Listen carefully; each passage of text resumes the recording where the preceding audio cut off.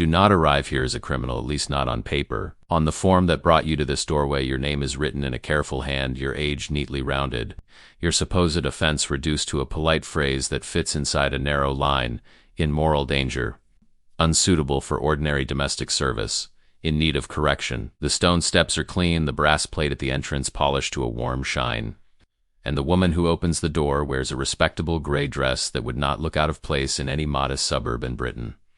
If someone passed in the street at this precise moment, they might think you were applying for a position, or visiting a distant aunt, or coming to a quiet, charitable home that exists only to help the unfortunate. They would not hear the way your heartbeat stumbles as the key turns behind you, or the precise click of the lock that tells you this door is not meant to be opened from the inside.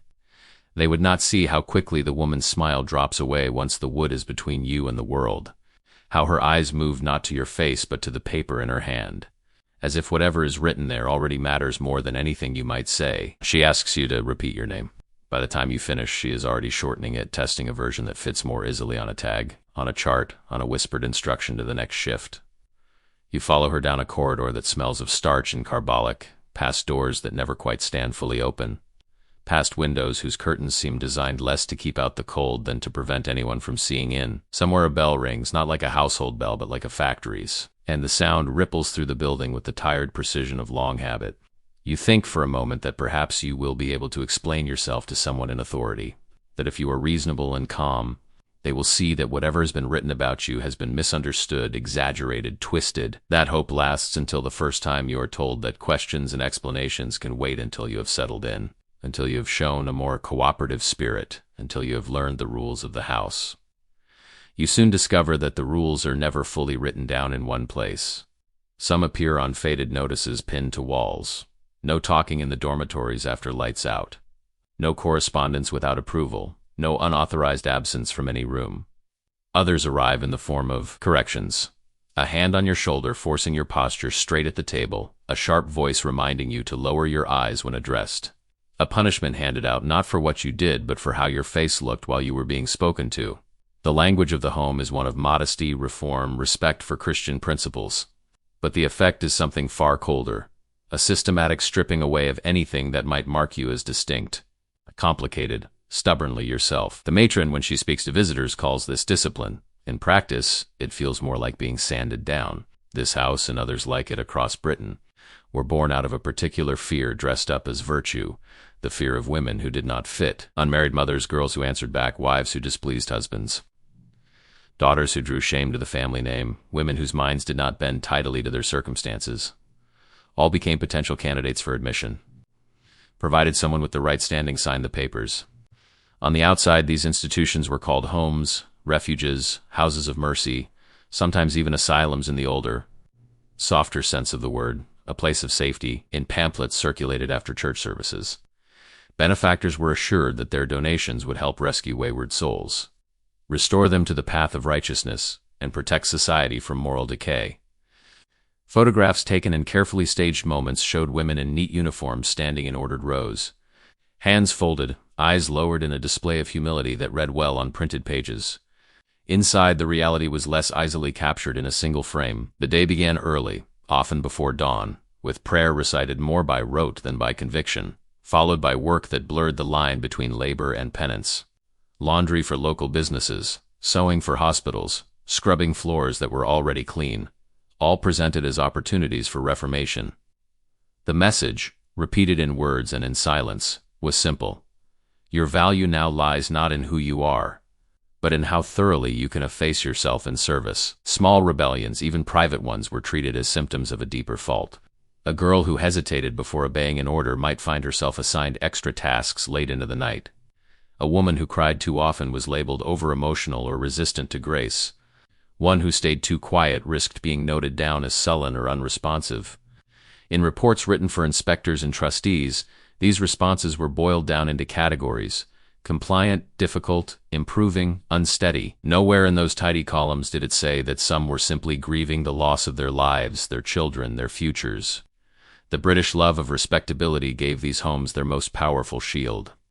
Neighbors saw staff going to church, heard hymns drifting faintly from the chapel on a Sunday, Watched deliveries of food and coal arrive with the regularity of any well-run institution. If rumors surfaced, a girl who never returned. A woman glimpsed through a window with a haunted look. A muffled sob heard in the alley at night. They could be smoothed over with a few reassuring phrases about firm, kindness, and necessary corrections. Questioning too closely would have meant admitting that something ugly might be flourishing under the very language of charity that made people feel good about themselves. And so, instead of questions, there were donations and polite nods, and the quiet, crucial act of looking away. For the women inside, the most dangerous part of this system was not the hardness of the beds or the endless repetition of the work, though those took their toll. It was the way the home slowly rearranged their sense of self. Letters were censored or withheld, making the outside world feel more distant and unreal with each week. Names were shortened, mispronounced, or replaced with numbers. Past lives, the funny uncle, the favorite lane. The songs sung in a particular kitchen on winter mornings became things to be scrubbed from conversation lest they encourage worldliness. In their place, the house offered a new, narrowed identity. Sinner hoping for redemption, patient awaiting cure, soul under supervision. Accept this, the system implied, and you might one day be deemed fit to leave. Resist it, and you will prove why you need to stay. Under such pressure, some women learned to split themselves in two: an outer self that complied, apologized, repeated the right phrases, and an inner self that tried desperately to hold on to memories, opinions, small sparks of defiance. Others found the split too painful to maintain. Bit by bit, they began to use the home's own language about themselves, to describe their thoughts as temptations, their questions as failings, their anger as proof of their unworthiness. From the perspective of the institution, this was a success story, a broken will mended in the desired shape. From any humane perspective, it was a quiet catastrophe. By the time their discharge was finally considered, some no longer knew how to speak about themselves except in terms the home had given them.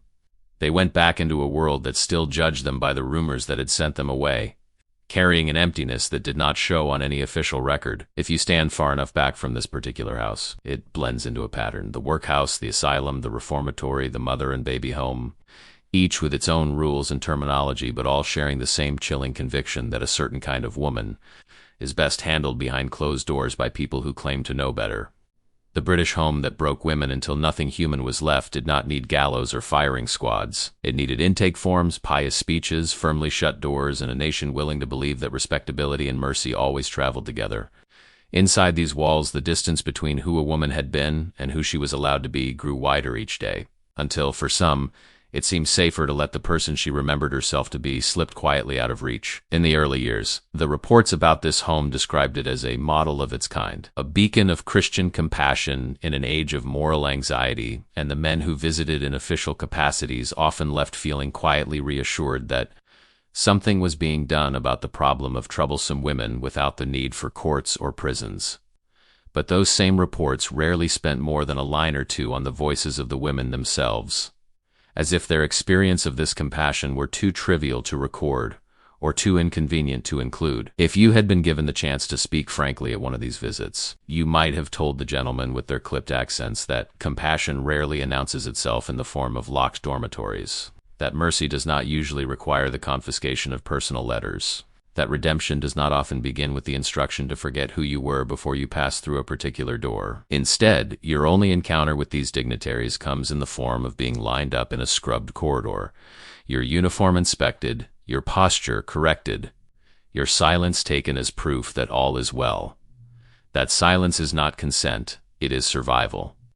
You have already learned that those who speak out during such inspections risk being punished later in ways that never find their way into the official minutes: a meal taken away, a night spent on a harder surface, a privilege revoked indefinitely. The matron explains this, if pressed, as maintaining order. You come to understand it as teaching you that your truth has no safe place to land. For some women, entry into this home is preceded by an event that has already shattered their lives: a pregnancy outside marriage, a sexual assault they dared to disclose, a breakdown under the strain of poverty or violence. They arrive carrying grief so heavy that for a moment the strict routine almost feels like a relief, a structure to brace themselves against. But the house is not interested in healing grief. It is interested in reshaping it. Mourning is tolerated only if it takes the form of remorse for the right kind of sin. A woman who cries for a child taken from her arms may be treated sternly. told that attachment is unhealthy, that the best thing she can do is to pray for the child's future and accept that her part is now done. There is no space for the kind of rage that might arise at being forced to surrender a baby under threat of being deemed unfit. There is, however, endless room for talk of acceptance, humility, and gratitude for the opportunity to start afresh. As long as starting afresh means accepting that the institution knows better than you what your life should look like. The building itself seems designed to reinforce this message. Windows are placed high or shaded, offering only stingy slices of the sky. Doors are heavy, their hinges oiled to close firmly. The few touches that might be called decorative, a vase of flowers in the hallway, a framed print of a religious scene, serve less to comfort than to underline a particular moral order. Beauty, like everything else here, is tightly controlled and always arranged by someone else. In the dormitory at night, whispers snake between beds when staff are out of earshot, carrying fragments of stories that slip through the cracks of official silence. You learn that the girl in the cot by the wall had been promised her child would be returned to her once she was reformed, only to watch the months pass with no word. You hear that one of the older women was sent here not for any moral offense, but because her husband found her inconvenient, and a sympathetic doctor was willing to sign a form describing her as unstable. You find out that someone you thought of as aloof is in fact terrified of speaking for fear that anything she says will be twisted into proof of her supposed instability. These stories do more than fill the dark hours. They reveal the home not as a place where a particular type of sin is cured, but as a catch-all solution for any woman who becomes, in one way or another, too much for those around her. Beyond these walls, the broader society rewards the home for its work. Wealthy patrons write checks, satisfied that they are doing their Christian duty by supporting an institution that promises to address the moral failings they see as threatening the fabric of the nation.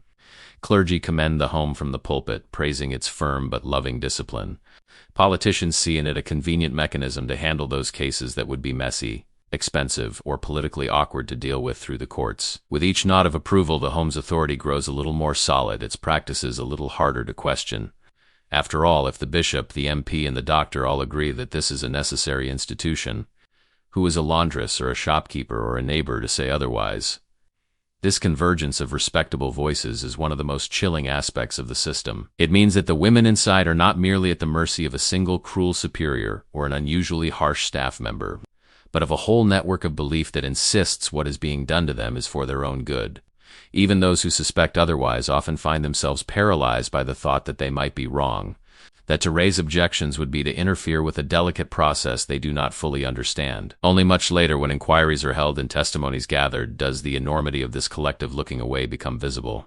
For you, living through it in the present tense, it manifests as a constant, low-level horror, the knowledge that there is no one beyond these walls waiting eagerly to believe your side of the story, that appeals for justice will be filtered back through the very people who benefit from your silence. Over time, the institution's narrative about you seeps into the way your own family talks. Letters from home, when they arrive at all, are often carefully neutral, full of weather and church news, but silent on the decision that placed you here.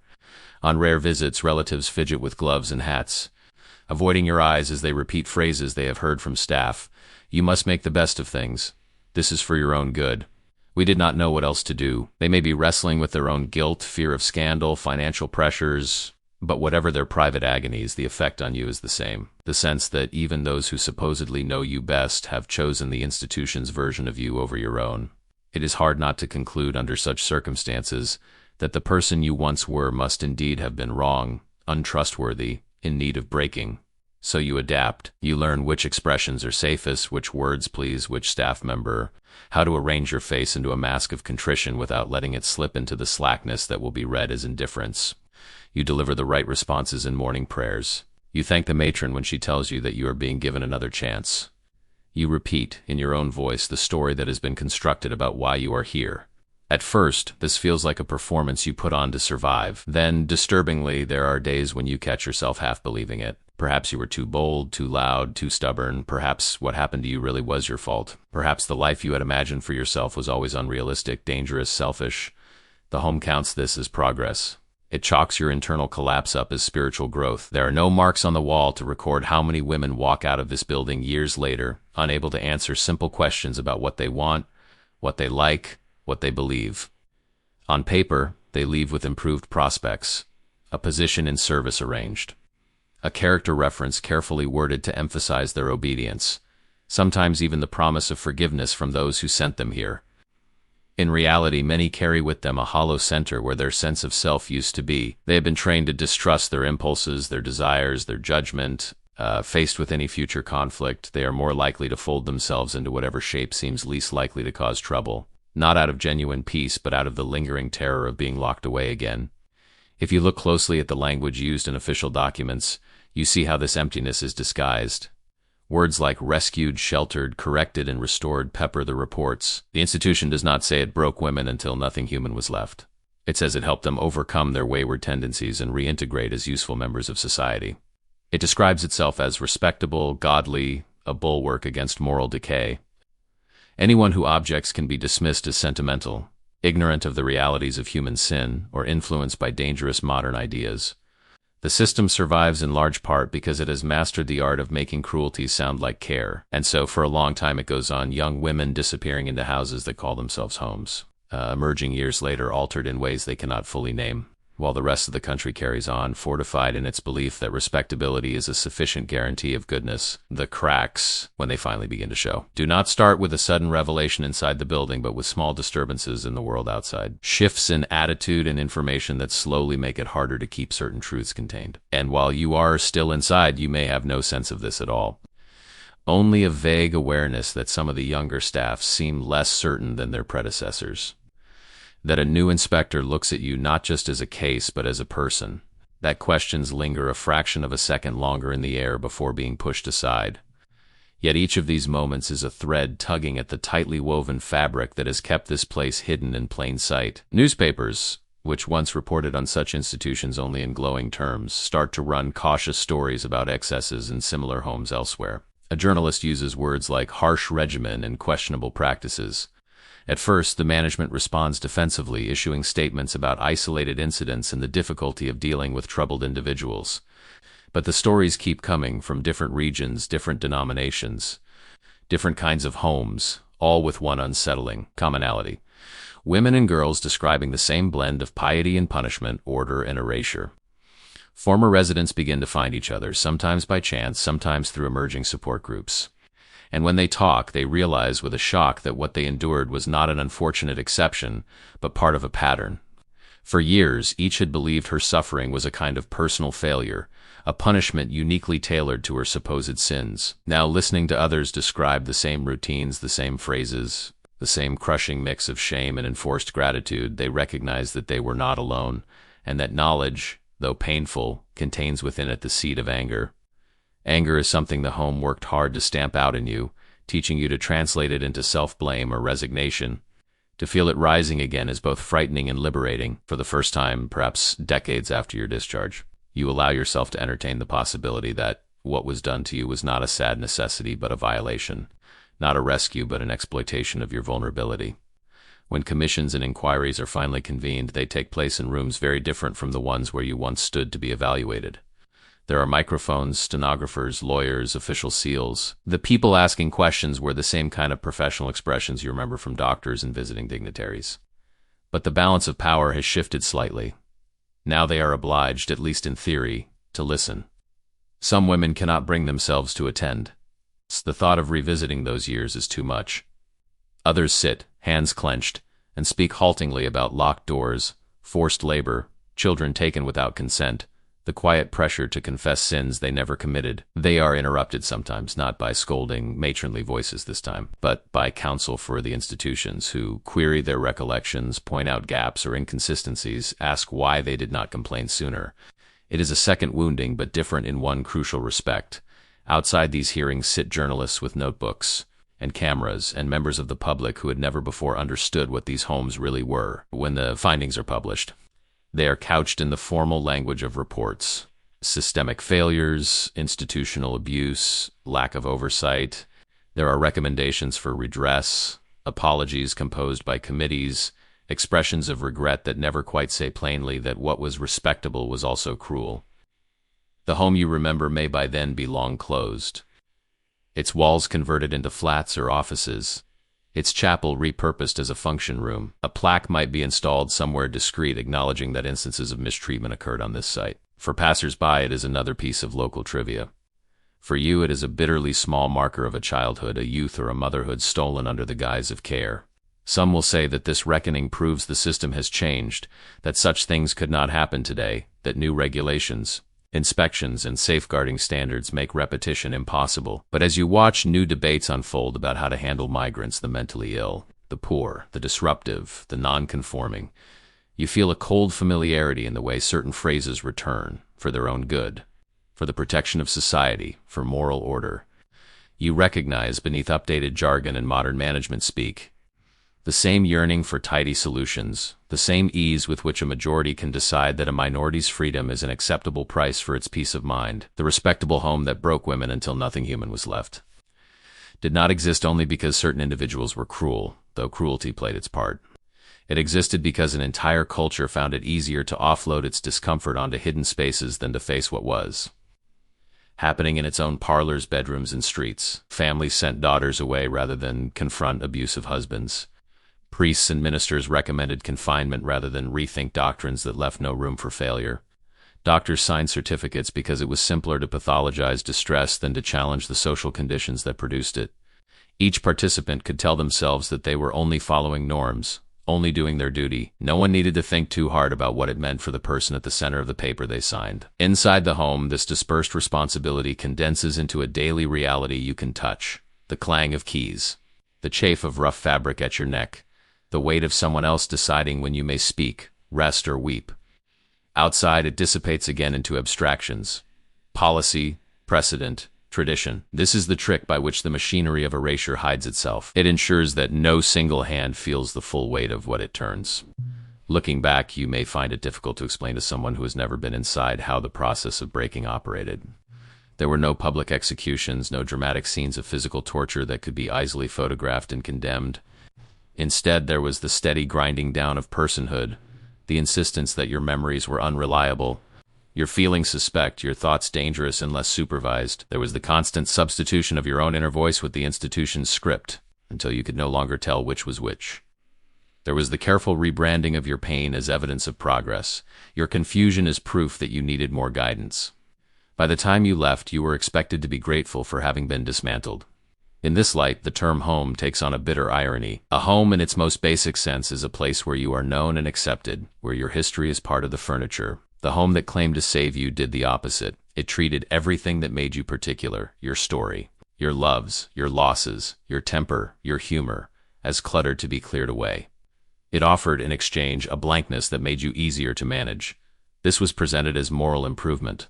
It was, in truth, a kind of living death. The most haunting legacy of such places may not be the buildings themselves or even the official records of what was done within their walls, but the way their logic can linger inside the minds of those who survived them. Years later, you may still hear an internal voice telling you that wanting too much is dangerous, that speaking too plainly is unwise, that the safest course is to fold yourself small. You may still apologize for things that are not your fault, hesitate before asserting basic needs, flinch at the idea of anyone calling you difficult. The home succeeded, in other words, not only in controlling your body while you were inside, but in leaving behind a ghost version of itself lodged in your thoughts, ready to enforce its rules long after its corridors fell silent. If there is any redemption to be found in this history, it lies not in the institutional apologies or the plaques, but in the quiet acts of reconstruction carried out by those who refuse to remain erased. The woman who finally tells her story on record, the daughter who insists that what happened to her mother be spoken of without euphemism, the historian who digs past sanitized reports to hear the voices buried beneath. In their insistence that what was respectable was also brutal, that what was called mercy was often control, they begin the slow work of turning specters back into people. You cannot go back and rewrite the forms that were signed, unlock the doors that closed behind you, or unhear the phrases that carve themselves into the softest parts of your mind. But you can, slowly and clumsily, begin to reclaim something the home taught you to treat as dangerous, your own version of events, and doing so you chip away at the last, most persistent layer of its power, because as long as the institution's story about you is the only one that seems to exist, it remains in a sense alive. The first time you try to put words to what happened, perhaps with a friend, a counselor, or even alone on a piece of paper, the language feels stiff and borrowed. You catch yourself using the home's terms wayward, unstable, willful, and have to push past them to reach what lies underneath: fear, confusion, betrayal, the simple fact that you were a person backed into a corner by forces far larger than yourself. It is not easy work. The home trained you to doubt your own perceptions, to assume that any discomfort you felt was a mark of your own ingratitude, rather than a warning that something was wrong. To speak now in a way that does not immediately excuse or minimize what was done requires you to stand, metaphorically, in the doorway you once passed through and name, in clear daylight, what that crossing really meant. You may find, as you do this, that your memory is patchy in places. Whole days blur. Certain incidents stand out with painful clarity while others vanish into fog. This, too, is part of the damage. Institutions that trade in erasure do not need you to remember details. They only need you to accept the conclusion they offer. So you piece together what you can from fragments, a smell, a sound, the way your hands shook while scrubbing an already clean floor, and you allow yourself, perhaps for the first time, to believe that these fragments matter, not as evidence in a court of law, but as proof to yourself that you did not imagine the sense of being slowly unmade. Outside your own story, you start to see echoes of the home's dynamics in places that might once have seemed unrelated. You notice how easily public conversations slide from concern about a perceived problem, unruly youth, addicts on the streets, those who refuse to fit into tidy gender or family roles, to proposals that revolve around moving such people somewhere out of sight, under someone else's control. The settings are different, the language more modern, but the underlying assumption feels familiar. That order requires certain lives to be managed behind walls, and that those on the outside need not trouble themselves over the details as long as the arrangement is stamped with the right seals of approval. You recognize, too, the subtle power of words like vulnerable and at risk. They can signal genuine care, but they can also be used to justify taking away agency, to turn adults into permanent wards of systems that do not always have their best interests at heart. Having lived through one such system, you know how easily protection can be twisted into pretext. There is a temptation when telling stories about places like the home that broke women until nothing human was left, to locate the horror safely in the past, to treat it as a lesson in how far we have come. It is more comforting to think of those dormitories, those confiscated letters, those enforced silences as relics of a harsher, less enlightened age than to acknowledge the ways in which their logic persists, refined and renamed.